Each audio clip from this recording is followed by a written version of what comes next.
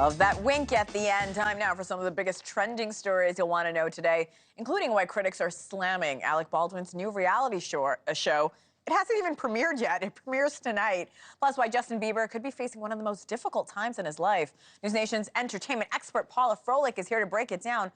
Paula, this new reality show with the Baldwins airs tonight. I guess reviews aren't great? Oh, gosh, no. They are horrific. They're panning it. They're saying, I think a lot of people are just really surprised he went through with it. But also, you can tell that TLC, the network, doesn't have that much faith behind it because they only gave reviewers one episode to review. Now, usually they give 1 to 3 episodes so people can see a story arc. Or if the first episode may not be that strong, they can see it build. And no, they only did 1 episode. And let's pull up some of these reviews because they are vicious. You've got Time Magazine saying, oh my gosh, you wish for a show that really did humanize the Baldwins instead of bugging us about how normal they are, because they are not normal. They have 7 kids, multiple homes, lots of nannies that they do not show because they like to, pretend that they raise their kids on their own. You've got the Wall Street Journal. Now, this one really killed me because Wall Street Journal is my go-to, and it said, and I quote, "This disinterested viewer won't be alone in wondering why people with so many advantages and so much baggage want to make themselves the object of so much cheesy attention and inevitable derision. It is not a particularly circumspect show." Wow. Then you've got Variety, the industry Bible. This is crazy. They said the Baldwins feel like being trapped on a vacation with someone else's family and watching with creeping horror as they get on each other's nerves. This is savage. It's savage. It's a slay. And, they do talk about, a lot of people are like, why are you doing this? Helena Hutchins died. Right. The director of photography, he accidentally shot her. He was cleared, but not cleared. It was dismissed with prejudice, which means they can't come after him again.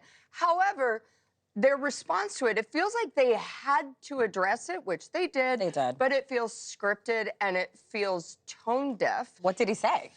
You know what? He said, this has been surreal. This past year was just terrible. There were times I'd lay in bed, I'd go, wow, my kids, I can't get up. That's not like me. I'm not like that at all. Not in any way I am like, never. He said there were some days where he didn't want to get out of bed and that he was happier being asleep, which that I can understand. Sure, I can too. And I can empathize with. Absolutely. However, then you have his wife, who in most of these scenes is sitting in a yoga position, just kind of talking along in and out of a Spanish accent. Now, this is Hilaria Baldwin, born Hillary Thomas. In Boston. In Boston. Who was raised in Boston, graduated from a school in Boston, and she is now trying to explain her accent, saying, well, of course, I'm bilingual. My family now lives in Spain. And I want to raise my kid. All the kids have Spanish names. She's clearly obsessed, but it does come off a little bit as if she's cosplaying a Spanish citizen. So it still does not really make the audience at ease. The kids are running around. It's a lot. It's a lot. And the other thing that people were upset about is he kept talking about how he had 7 kids, when in fact he has 8. They do not mention or reference Ireland Baldwin, who was his oldest daughter he had with Kim Basinger, and who also he once left a very vile message for. Oh, I remember that a few years ago. All right, we'll see if the show survives. Let's move to Justin Bieber. A lot of people, a lot of fans concerned. Well, they are concerned. He's had a lot of really disjointed public appearances. He's come out, he's looked haggard, he's looked gaunt, he's looked stressed. And my sources are saying that it's really because behind the scenes, he's finding out a lot of really disturbing things. Now, people have to understand, this is a guy who became famous at 15. He was actually noticed before then by a man named Scooter Braun, who signed him up, became his manager, led him to fame. However, beyond Scooter, there weren't a lot of, let's say, adult influences. His parents were 18 when they had him, so they were just children as well. He was kind of handed over to the music industry, which we have seen, especially in the last 2 years, is insanely dodgy. And he was tied to this group. And recently, last year, 2 years ago, he sold his music album for $200 million.